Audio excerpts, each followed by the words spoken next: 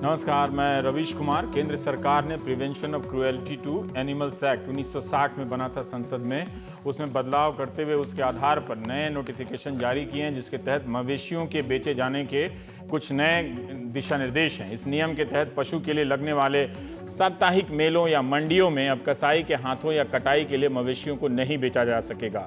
इसमें गाय, भैंस, बछड़ा, ऊंट शामिल है। नए नियम में यह नहीं कहा गया है कि गाय या भैंस के काटने पर संपूर्ण रोक लगाई जा रही है, बल्कि मेलों में या सीधे मंडियों से आप नहीं खरीद सकते हैं, ये बात कही गई है। आपके स्क्रीन पर पंजाब की मंडी डबवाली पशु मंडी है, अभी खाली दिख रही है, मगर यहाँ रविवार के दिन हर रविवार को यहाँ मेला लगता है। 50-60 हज़ार मवेशी लाए जाते हैं।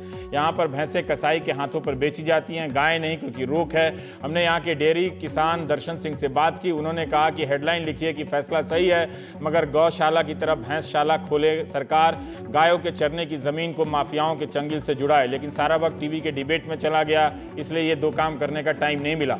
फिर दर्शन का कहना है कि गाय या भैंस सड़क पर घूमती हुई नजर नहीं आएगी अगर भैंसशाला खुल जाए तो। वैसे आपको लगता है कि सरकार भैंसशाला खोलेगी? बहरहाल दर्शन ने बताया कि नए नियम से मवेशियों की कटाई पर पूरी तरह रोक नहीं लगी है, मगर मंडी में कसाई को बेचने पर रोक लगा देने से कसाई के लिए खरीदना मुश्किल हो जाएगा। पहले वो एक दिन में 20-25 भैंसें खरीद सकता था, अब इतनी ही भैंसें खरीदने में उसे घर घर घूमना पड़ेगा और 2 महीने लग जाएंगे।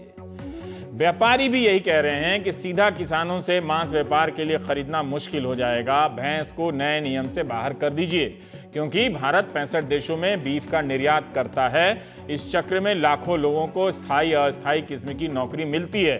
पशुपालक और किसान दोनों अलग होते हैं। डेयरी फार्मर और फार्मर, डेयरी फार्मर सिर्फ पशुपालन करता है और फार्मर डेयरी फार्मिंग भी कर सकता है। तो ये दोनों किसान मंडियों में अपने पशुओं के दाम बेहतर पाते हैं, मोल भाव करते हैं। अगर वो नहीं बेच पाएगा तो उसे अयोग्य भैंस को अपने घर में रखना होगा। व्यापारी पहुंचेगा कि नहीं पहुंचेगा, दाम मिलेगा कि नहीं मिलेगा, पता नहीं, या उसे गाय की तरह खुले में छोड़ देना होगा। आप एक नए किसान की बात सुनिए।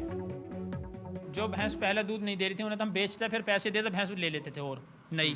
लेकिन अब जब भैंस दूध नहीं दे रही और भैंस वो भी नहीं बिक रही है, बताओ जी, मेरा बंधने तो जगह नहीं, मैं कहाँ तो और ज़्यादा भैंस बांधूँ? दूध नहीं होता तो मेरा रोजगार कहाँ से चला जाता? ये मम्मी, ये पिताजी बूढ़े, मम्मी बूढ़ी हैं, इन्हें छोड़ दे कहाँ नौकरी करूँ? 6,000 ज़्यादा है। इस बात है, मेरे लिए तो सोचो। अभी जैसे आपकी एक ये भैंस खड़ी हुई है जी, जो दूध नहीं दे रही है, 3 है ऐसी आप बता रहे हैं मेरे पास। तो अब इन तीनों का आप क्या करोगे? सर अब तो मैं इन्हें जैसा था रही है, जितना मुझे पे थवाया जाए इतना थवाऊंगा, ना थवाया जाएगा तो अपना धुंडा खोल दूंगा, बाहर तो छोड़ दूंगा, कहीं भी जाओ, क्या करूंगा? और मैं बताओ इनका, जब इन्हें तो लेवेगा भी नहीं और मेरा बंधने तो ज्यादा नहीं है, तो दूध दे नहीं रही, तो इनका मैं क्या करूंगा? जो धुंडा खोल दूंगा सड़क पर, कहीं भी जाओ फिर ये। और मैं त्याग करूंगा, मजदूर आदमी त्याग रहेगा। मैं सल्फाज ज्यादा अपनी आत्महत्या तो करूँ ना हूँ। क्या करेगा? जब पूछता है कोई आदमी तो संवाददाता के पास कोई जवाब नहीं होता। ये जवाब हम कहाँ से देंगे? वो तो उनको बताना है जो ये कुछ कर रहे हैं। इस मसले से जुड़े विवाद का संबंध जितना क्रूरता को रोकना नहीं है, उससे कहीं ज्यादा इसके जरिए गाय और गोमांस की राजनीति को जिंदा रखना भी लगता है। इसमें हर पक्ष की सक्रियता देखने योग्य है। बात मांस की नहीं है, मांस के बाद चमड़े के कारोबार की है, हड्डियों के कारोबार की है, जिससे लाखों लोगों का रोजगार जुड़ा है। यह ट्रक जो अब आपके स्क्रीन पर जला हुआ दिख रहा है, मवेशियों की हड्डियां लेकर जा रहा था। फरीदाबाद में सूरजकुंड के पास अनकपुर गांव में 50 युवकों ने ट्रक को रोका, ड्राइवर को मार मारकर अधमरा कर दिया, यह कहते हुए कि ये गाय को काटकर गौमांस बेचने जा रहे हैं, जबकि उस पर हड्डियां लदी थी।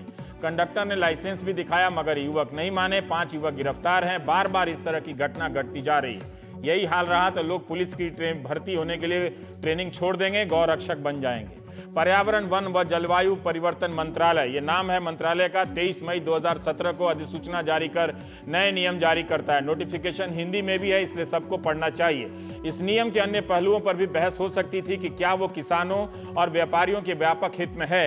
क्या सरकार या कोई पशु चिकित्सा अधिकारी इसे लागू कराकर दिखा सकता है इस देश में? जो अब मैं पढ़ने जा रहा हूं वो ध्यान से सुनिए। इससे पहले पशु चिकित्सा अधिकारी बता दे कि जिले में उसके पास कितना स्टाफ है, उसके महकमे में कब से बहाली नहीं हुई है, कितने लोग हैं मवेशियों के अनुपात में।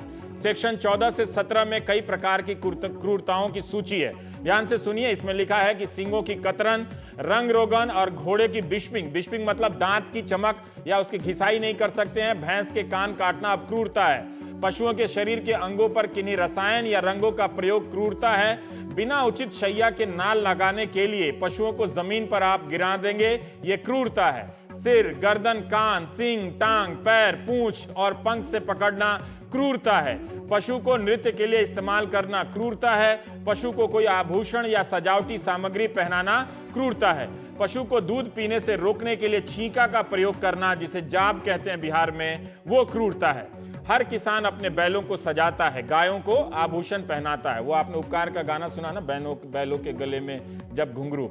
यह नहीं लिखा है इस नियम में कि आभूषण क्या है, मगर आप और हम जानते हैं कि घुंघरू है, घंटी है, रंगीन पट्टे हैं। मेलों में इसका व्यापक बाजार होता है। क्या अब उन चीजों की बिक्री पर भी रोक लगेगी जिसके चलते ग्रामीण कारोबार और एक तरह का शिल्प जिंदा है भारत में? भारत में गोप अष्टमी के दिन गाय को घुंघरू पहनाई जाती है, सींग की रंगाई होती है, उसमें तेल लगाए जाते हैं, गाय को भी रंगते हैं, गोवर्धन पूजा भी है, नंदी बैल भी है। मान्यता यह है कि गाय की सींग को सरसों लगा देंगे तो शनि महाराज खुश हो जाते हैं। क्या ये सब भी अब प्रतिबंधित हो जाएगा और किसान आसानी से स्वीकार कर लेंगे? केंद्र सरकार कहती है कि ये सारे नियम सुप्रीम कोर्ट के दिशा निर्देश के अनुकूल बनाए गए हैं। एक सवाल है कि इन्हें लागू कौन करेगा? जुर्माना और जेल का खेल शुरू होगा इसके बाद गांव-गांव में। लिखा है कि बगैर पशु चिकित्सक के अलावा दूसरा व्यक्ति मवेशी को कोई तरल पदार्थ नहीं पिला सकता। क्या देश में इतने पशु चिकित्सक हो गए हैं? आपने देखा है, मैं खुद बचपन में बांस की नली से, जिसे स्थानीय भाषा में कांडी कहते हैं, पश्चिम उत्तर प्रदेश में नाल कहते हैं, उससे गाय को पाचक की दवा, अजवाइन वगैरह मिलाकर पिलाता था। क्या अब वो क्रूरता है या अब ये काम सिर्फ पशु चिकित्सक करेंगे?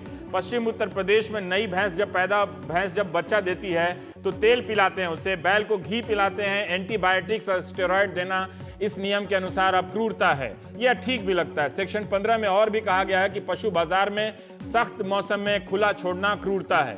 नाक या नकेल या लगाम को खींचना, झटकना, झकझोरना मना है। अयुक्ति युक्त अवधि के लिए, लंबी अवधि के लिए छोटी रस्सी पर खूंटे से बांधना क्रूरता है। डंडे या पैने से मवेशी को अब नहीं मार सकते हैं। मुर्गा उल्टा टांग कर नहीं ले जा सकते हैं। मुर्गे को टांग से नहीं बांध सकते हैं। पशु को कंट्रोल करने के लिए पूंछ, थूथन और कान मरोड़ना मना है, क्रूरता है। कोई भी व्यक्ति किसी बछड़े को नहीं बांधेगा, उसे छींका नहीं लगाएगा। नोटिफिकेशन में क्रूरता की सजा नहीं मिली मैंने देखा, लेकिन जिस prevention of cruelty to animals act से ये नोटिफिकेशन निकला है उसके अनुसार 3 महीने की जेल हो सकती है। जुर्माना ठीक है, सस्ता है, 10 रुपए से लेकर 100 रुपए में छूट जाएंगे। यह भी बताना चाहिए कि नालबंदी के लिए मवेशी को जमीन पर गिराते वक्त किस तरह की शैया यानी बिस्तर यानी गद्दे का इस्तेमाल करना होगा। अब आते हैं बीफ पॉलिटिक्स पर। शनिवार को केरल में यूथ कांग्रेस की करतूतों को लेकर बीजेपी ने देश भर में व्यापक मुद्दा बनाया। अब बीजेपी के नेताओं ने मेघालय से भी इस मुद्दे में अपना योगदान किया है। उनका कहना है कि पब्लिक में बछड़े को काटकर विरोध करने का हमने कोई घिनौना काम नहीं किया बीजेपी के नेताओं ने, मगर अपनी बात रखी है। मेघालय बीजेपी के नेता हैं बर्नार्ड मराक। उन्होंने कहा कि अगर ये नियम लागू किए गए तो वो बीजेपी छोड़ देंगे। अगर ये नियम नहीं बदला तो हमारे लिए आगामी चुनाव में बीजेपी के लिए प्रचार करना मुश्किल हो जाएगा। उनका यह भी कहना है, बीजेपी के नेताओं का, कई नेता हैं, नाम इधर उधर हो सकता है, कि हम अपने राज्य के खान पान के व्यवहार के खिलाफ नहीं जा सकते। बीजेपी के नेताओं ने यह भी कहा कि मेघालय में बीजेपी के नेता बीफ खाते हैं। हम गारो ईसाई हैं और बीफ हमारा मुख्य भोजन है, इसलिए हम बीफ पर लगी पाबंदी का समर्थन नहीं कर सकते। मार्च में नागालैंड के बीजेपी चीफ ने हिंदुस्तान टाइम्स से कहा था कि अगर नागालैंड में हमारी पार्टी सत्ता में आती है तो यूपी की तरह यहां गाय काटने पर बैन नहीं लगाएंगे। यह बात हमारे सेंटर के नेताओं को भी मालूम है। नागालैंड की सरकार में अभी बीजेपी भागीदार है, छोटी सी। मिजोरम बीजेपी के अध्यक्ष ने भी कहा है कि गाय काटने पर मिजोरम में कोई बैन नहीं होगा। गोवा की भी यही हालत है। तो बीजेपी को भी साफ साफ कहना चाहिए कि क्या वो पूरे देश में गौ मांस पर प्रतिबंध लगाने के पक्ष में है, बीफ पर पूरे प्रतिबंध लगाने के पक्ष में। ये है क्या? आधी अधूरी बातें होती हैं और सड़कों पर लोग गौ रक्षक बन के किसी आम आदमी को मार दे रहे हैं। तो इसलिए बहुत स्पष्टता की अब इसमें जरूरत है कि अब या तो संसद में बहस हो या साफ साफ कही जाए ये बात कि हम इस इंडस्ट्री के खिलाफ हैं, ये इस तरह के मांस व्यापार के खिलाफ हैं। और क्या करेंगे? ऐसा करने से पहले उन्हें बताना होगा कि इससे जुड़े लाखों लोगों के रोजगार का विकल्प उनके पास क्या है, गांवों में किसानों पर क्या असर पड़ेगा। प्राइम टाइम में हम इन्हीं तमाम मुद्दों पर बात करेंगे। हमारे साथ अनूप सुरेंद्र नाथ हैं, नेशनल लॉ यूनिवर्सिटी दिल्ली के, और डीबी सबरवाल साहब हैं, अभी जुड़ जाएंगे, सेक्रेटरी जनरल हैं all India meat and livestock exporters association के। तो जब तक वो जुड़ते हैं, अनूप जी, हम ये जानना चाहते हैं कि आपने इंडियन एक्सप्रेस में लिखा है कि क्यों आपको लगता है कि ये संवैधानिक जो प्रावधान है उससे ये छेड़छाड़ करके इस गाइडलाइन को बनाया गया, जबकि सरकार कह रही है कि सुप्रीम कोर्ट ने जो कहा था उसके दिशा निर्देश के अनुकूल हमने ये गाइडलाइन तैयार की है। ये जो प्रिवेंशन ऑफ क्रूएल्टी का जो अधिनियम है उसमें साफ साफ लिखा गया है कि अगर आप किसी भी पशु को या जानवर को खाने के कारण के लिए अगर आप उसको मारते हैं वो एक ऑफेंस नहीं हो सकता है। ये लिखा हुआ है, ये लिखा हुआ है। हाँ, उसको इन्होंने चेंज नहीं किया हाँ, और वो मेन अधिनियम में लिखा हुआ है जिस वो अधिनियम भारत के संसद ने बनाया है और उसमें लिखा गया कि वो उस वक्त अपराध बन सकती है अगर आप अधिकतम क्रूरता से मारे। लेकिन इस साफ साफ लिखा गया है वहां पे कि अगर आप खाने के कारण के लिए मार रहे हैं तो ये अपराध नहीं बन सकता है। लेकिन हर कानून में, हर अधिनियम में ये सरकार को ये पावर दिया जाता है। अधिनियम तो संसद बनाता है, पार्लियामेंट बनाता है और उसको लागू करने के लिए हर गवर्नमेंट को पावर दिया जाता है कि रूल्स बनाए।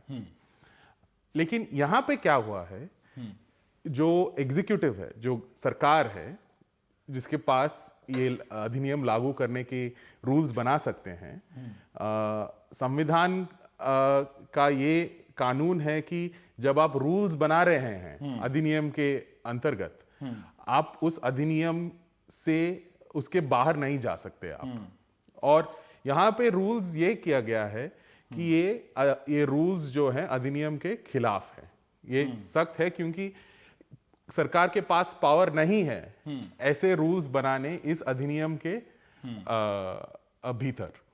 अगर वो करना चाहते हैं तो वो संसद में जाके इस अधिनियम को बदलना पड़ेगा पहले। ये जो शिलोंग के एमपी हैं बीजेपी के, विंसेंट साहब, है ना जी, तो उन्होंने भी लिखा है प्रधानमंत्री को पत्र कि आप ये रूल ही नहीं बना सकते, है ना जी। लेकिन वो सरकार बार बार जो कह रही है कि हम सुप्रीम कोर्ट के हिसाब से बना रहे हैं। ये सुप्रीम कोर्ट ने ये जो गौ हत्या के खिलाफ जो कानून बनते हैं वो सभी जो फैसले हैं सुप्रीम कोर्ट के वो सब राज्यों के बनाए हुए हैं, उस पर फैसले हुए हैं। सर, ये बीजेपी तो बहुत सालों से बात कर रही है एक राष्ट्रीय अधिनियम का इस पे, लेकिन सच ये है कि वो संविधान के अंदर ये नेशनल लेवल पे ये अधिनियम नहीं बना सकते जो राज्यों में बना हुआ है। जैसे अभी भी नहीं बना सकते, अभी भी नहीं। आप देख लीजिए कि अब दिल्ली में भैंस का मीट मिलता है, आपको भैंस का मांस मिलता है, लेकिन अगर आप केरल में जाएंगे तो बैल का, भैंस का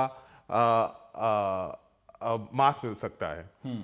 हर राज्य में अलग अलग कानून बने हुए हैं। कहीं गाय काटने पे या गौ हत्या पे 10 साल की सजा है, कहीं कम होगी, हाँ, इस तरह का। जैसे 1950 से ये अधिनियम बन रहे हैं अलग अलग राज्यों में। लेकिन सच ये है कि भारत का संसद, पार्लियामेंट जो है, इस पे एक अधिनियम नहीं बना सकता क्योंकि संविधान में जो क्लियरली स्पष्ट है कि किस चीज पे संसद न्याय बना सकती है, किस चीज पे विधानसभा, राज्य के विधानसभा न्याय अधिनियम बना सकते हैं, और जो सब्जेक्ट्स हैं जो दोनों लॉ बना सकते हैं, जो कंकरेंट लिस्ट कहते हैं संविधान में। लेकिन ये जो गौ हत्या की बात है वो राज्यों के विधानसभा को वो पावर दी गई है। ठीक है, और इसीलिए हर राज्य में आप देखेंगे तो इन्होंने एक क्रूएल्टी को लेकर एक प्रोविजन किया है ना, बनाया है, जो प्रावधान किया है इसमें कि हम क्रूरता नहीं होनी चाहिए। तो अगर मंडियों में लोग बेचते हैं, उनके वहाँ ट्रकों पर लादने के तरीके जो होते हैं वो जेसीबी मशीन से भी आजकल लाद दिया जाता है, तो वो शायद ठीक ना हो। तो इसके लिए वो कहा गया है कि आप वहाँ पर नहीं जाएं। वो बार बार जो प्रोविजन बता रहे हैं कि अयोग्य पशुओं को आप नहीं बेच सकते हैं। हाँ, इसके लिए इस पे मैं पर इन्होंने बहुत चालाकी से इसमें यह है कि ये नहीं कहा गया इसमें भी कि भैंस काटने के लिए नहीं बेची जा सकती। जी, चालाकी आपने सही शब्द का उपयोग किया, क्योंकि अगर आप ये जो रूल्स देखेंगे और ये समझना है कि रूल्स अधिनियम के भीतर आते हैं। अगर आप इस रूल्स में देखेंगे सभी बाकी जो इसमें प्रोविजंस हैं वो जानवरों के बारे में बात करते हैं, जनरली जानवरों के बारे में बात करते हैं। सिर्फ इसी पे वो गाय की बात करते हैं। सो बाकी सब कुछ पूरा डॉक्यूमेंट में आप देखेंगे तो कैटल है ना? हाँ, जानवर कैटल की बात है या करते हैं। मवेशी है, हाँ, लेकिन- पशु है, हाँ, हाँ, लेकिन सिर्फ इस पे हाँ, कैटल की बात करते हैं, गाय की बात करते हैं। और मेरा ये आर्गुमेंट था जो मैंने इंडियन एक्सप्रेस में लिखा जी। कि अगर आप इस लॉ का प्रयोग करना चाहते हैं क्रूएल्टी का, तो क्रूएल्टी तो सभी जानवरों को मारने में है। तो उसमें मैंने घोड़े का दिया है ना, हाँ। विशपिंग नहीं कर सकते, दांत नहीं चमका सकते, हाँ। मुर्गा को उल्टा लेके नहीं जा सकते, हाँ, लेकिन- दो मुर्गे को नहीं बांध लेकिन- सकते, काफी सोचा है लेकिन इन्होंने। आप ये रूल्स में जो अभी जो रूल्स उन्होंने गवर्नमेंट में लाए हैं, वो क्या कहता है कैटल के बारे में, गाय के बारे में क्या कहता है कि आपको ना आप बेचते समय और खरीदते समय आपको ये कहना पड़ेगा कि ये गौ हत्या के लिए नहीं है। लेकिन ये जो प्रोविजन है कि आप इसकी हत्या नहीं कर सकते, वो सिर्फ गौमांस पे है, सिर्फ कैटल पे है। किसी और जानवर जिसे हम खाते हैं, कैटल में मतलब भैंस भी है, बफलो भी लिखा हुआ है, भैंस भी कैमल, है। ऊंट भी लिखा हुआ है। ऊंट भी लिखा हुआ है, लेकिन हम तो बहुत सारे और जानवर भी खाते हैं। बकरी है, भेड़ है, मुर्गी है। तो इन सब चीजों पे कोई रोक नहीं है। तो इसीलिए अगर मेरा ये बात में आप ये कह रहे हैं कि सभी जानवरों के साथ क्रूरता ना हो, इसके लिए नहीं है ना? आपने एक अलग अलग कैटेगरी बना दिया है कि आप इसके साथ करें और लेकिन वो मुर्गे को किस तरह से टांग के ले जाना, इस पे भी काफी सोचा गया है कि दो मुर्गे को टांग नहीं बांध, यानी वो मुर्गे के साथ क्रूरता ना हो, उसको भी लेकर संवेदनशील हैं इसमें। और महाराष्ट्र के किसान तो अपने गाय बैल को काफी सींग रंगते भी हैं सुंदर से, तो अब वो नहीं रंग पाएंगे शायद जी इसमें। और ये जो सरकार ने जो इसमें चालाकी दिखाई है, संवैधानिक तौर पे ये टिकेगा नहीं बिल्कुल, क्योंकि आप ये कह रहे हैं कि हम ये जो मुसीबतें डाल रहे हैं सिर्फ उन लोगों पे डाल रहे हैं जो गाय की मांस खाते हैं। अगर मैं चिकन खा रहा हूं या मटन खा रहा हूं या फिश खा रहा हूं, तो उस पे कोई दबाव या रोक नहीं है। ठीक है, हमारे साथ डीबी सबरवाल साहब। इस बीच मैंने जो शिलोंग के जो एमपी है विंसेंट साहब, वो कांग्रेस के हैं। आजकल हर जगह से बीजेपी के लोग जीते हैं, तो लगता है कि वहाँ कांग्रेस हो भी नहीं सकती है। उन्होंने पीएम को पत्र लिखा था, तो मेरे से ये गलती हो गई। तो खैर, डीबी सबरवाल साहब हैं, जो आप सेक्रेटरी जनरल हैं all India meat and livestock exporters association. Sir, इस पूरे डिबेट को अगर आप इसका ऑप्टिक्स देखें, जो छवि बनती है, उसमें दो तरह की छवि बनती है। राजनीतिक रूप से छवि बनती है वो हिंदू बनाम मुसलमान की, और पूरे इस कारोबार में आप देखें तो एक तरह से वो बनाई जाती है कि मुस्लिम इससे जुड़े हुए हैं। मैं ये बुनियादी सवाल आपसे जानना चाहता हूं कि आपके कारोबार में, पहले किसी बड़े और मुद्दे पर जानने से पहले, आपके कारोबार की सामाजिक विविधता किस तरह की है? आप लोग कैसे हैं मीट के कारोबार में? ये मीट है या बीफ है, अलग होता है? लाइव स्टॉक एक्सपोर्टर्स क्या होता है? थोड़ा इसे जरा बुनियादी रूप से समझाएं सर हमें। देखिए साहब, पहले सबसे है कि जो इंडिया से एक्सपोर्ट होता है सिर्फ बफेलो मीट होता है। जो अभी जो लास्ट 50 साल से हम एक्सपोर्ट कर रहे हैं, ज़ीरो से शुरू करके हमारा प्रेजेंट एक्सपोर्ट 4 बिलियन से ऊपर हो चुका है, जिसका मतलब 16-17 में हमने 26,303 करोड़ रुपए का बफेलो मीट एक्सपोर्ट किया है।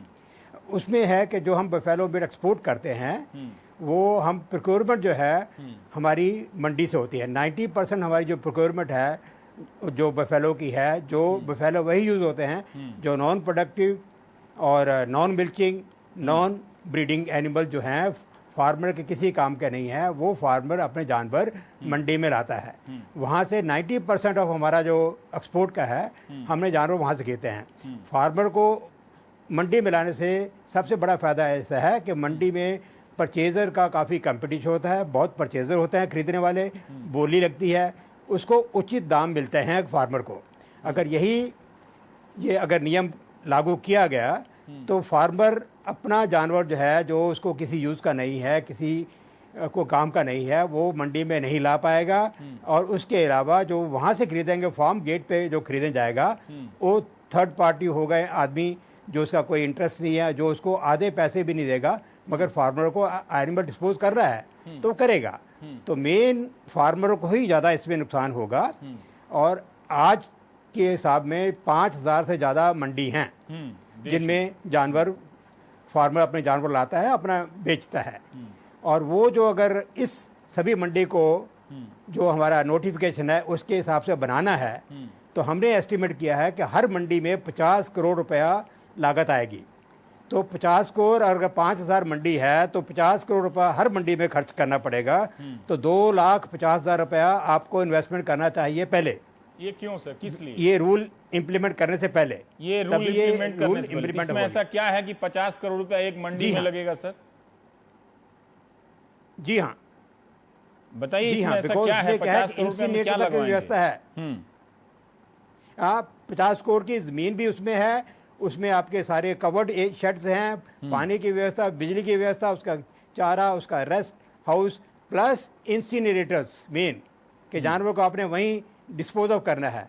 तो उसके ये तो 2,50,000 रुपया आपका इनिशियल इन्वेस्टमेंट है। उसके अलावा मंथली जो एक्सपेंडिचर होगा 15 से 20 करोड़ रुपया, लाख रुपया वो लोकल बॉडी को देना पड़ेगा। वो पैसा कहाँ से आएगा? पहले लोकल बॉडी के पास पैसा नहीं है।